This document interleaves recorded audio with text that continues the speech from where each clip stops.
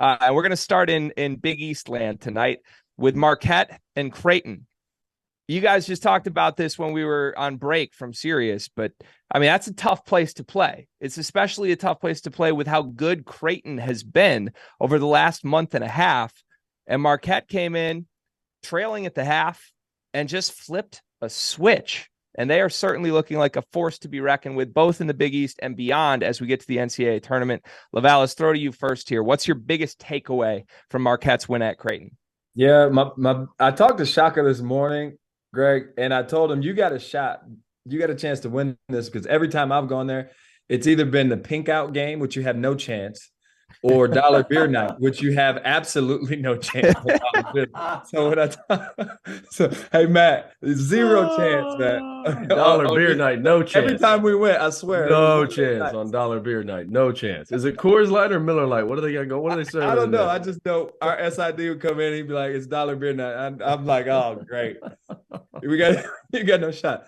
So Shaka knew at least he had a chance this morning when I talked about him. You know, here's a couple things that stand out from it. One, how good is Tyler Kolek? Down the stretch, I mean, the two buckets he hit late in the game, you know, in the game, you know, Creighton jumped out early, took a lead, Marquette fought back.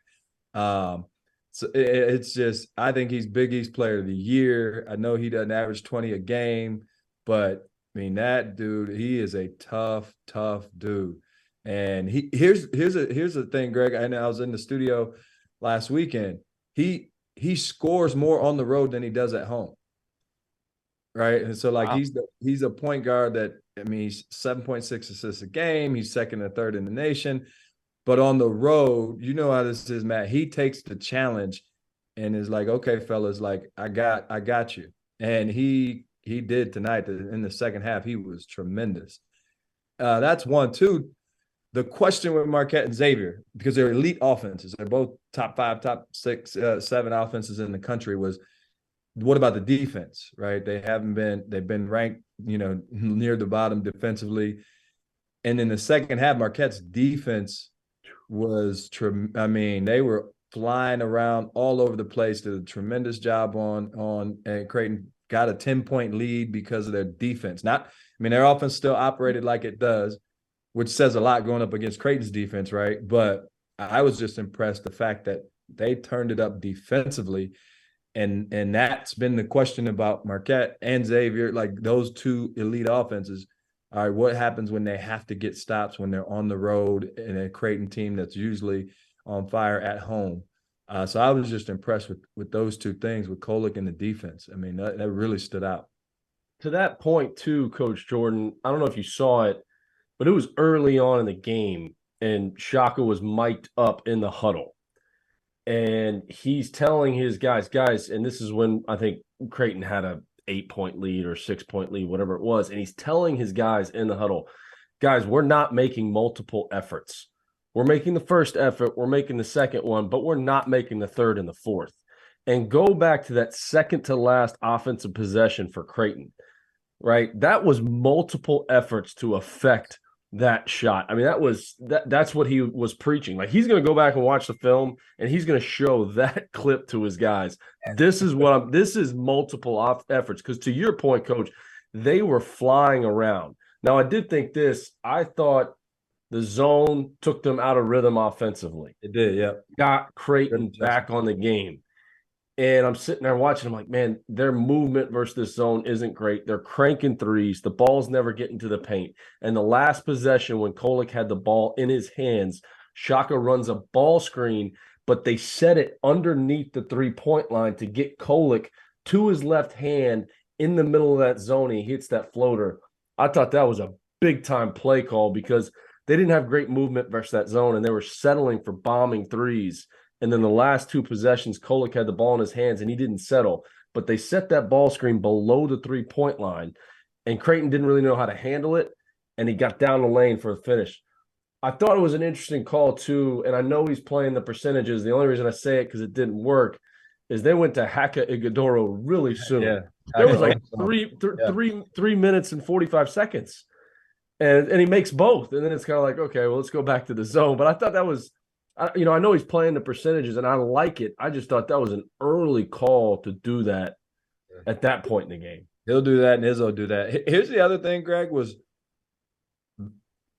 Marquette, what you don't realize is they are elite from two. It's like Kolik's good. They shoot some threes. They're an analytics dream, right? They score at the rim and they shoot threes. They don't really get to the foul line. But Kalkbrenner being back, Kalkbrenner didn't play in game one when they beat them at home. So you would think he'll take away some of the advantages they get from 2-point range. And Creighton's number one in the Big East in 2-point percentage defense because of Kalkbrenner, right? But that was not, I mean, Marquette scored 63% from two. They put up 46 points from two, even with Kalkbrenner there, which says a lot about their offense. So I just think, they lose two guys, a little bit of addition by subtraction. Justin Lewis, Darrell Marcel, really good players. Those guys are playing professionally, making a lot of money. But their connection, their chemistry on both ends was tremendous. Shaka Smart at this point, I mean, how can he not be coach of the year in the Big East and maybe in the country? We know Dosser's going to vote for him too because he loves the polo with the long sleeve shirt underneath. That's a Dosser special there. He likes to rock that look. But like, just again, back to Kolik. Now I know he was A-10 freshman of the year. Okay, like I understand. But he wasn't doing at George Mason what he's doing now. The development that the staff at Marquette, that they've done with him, because really at Mason, it was a knockdown three-point shooter that he was wired to score. Now, not only is he wired to score, but he's a playmaker and he sets his teammates up. I just think the job that they've done with him development-wise has been outstanding. Hey, how about this, Greg? And I know we got to move on. So I called the Marquette at DePaul game, and it was sold out. It's the first time DePaul sold out in a long time, mostly because there was a lot of Marquette fans there. And I've been to a few of their practices, Marquette practices, had a couple of their games and shoot-arounds where I called the games. And so at shoot-around, I said to Tyler Kolek, I said, hey, you've been flirting with a triple-double. Like, you're going to get one tonight. This is how good this kid is. He goes for 24, 10, and 9 that night. So he comes close, and he's like running up to me after the game. He's like, Coach, I almost had it. I was trying to get one for you. And I'm like, you got to be really good, Matt, to be able to say, I'm going to get a triple-double tonight and almost get it done. And go get it. Yeah. I've only seen two players do it live in a college game. Corey Brewer was one of them. And Nick Kalathis was the other one, both when I was at Florida. Yeah. And that is not an easy thing to do. So let me ask you guys this. Where was Arthur Kaluma tonight? That's the one thing that jumps out at me. I mean, only 16 minutes. I was wondering, did he get hurt? I don't believe he got hurt. I mean, he's such a critical part of what they want to do, right, Laval?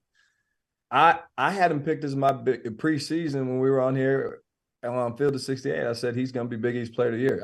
Last year, coaching against him, I thought he was a matchup nightmare. And I haven't, it's been a funny thing to try to figure out is why he hasn't been as productive as I thought he would be. I'm sure Coach Mack feels the same way. But he had 2 points tonight. He's 1 for 6 from the floor. And, you would think he's got all the tools. He's got the look. His tournament game last year, he had 24, I think, against Kansas. And you're like, man, he's set up for a phenomenal sophomore year. It just hasn't happened, and I don't know why that is. And obviously, they could have used him tonight.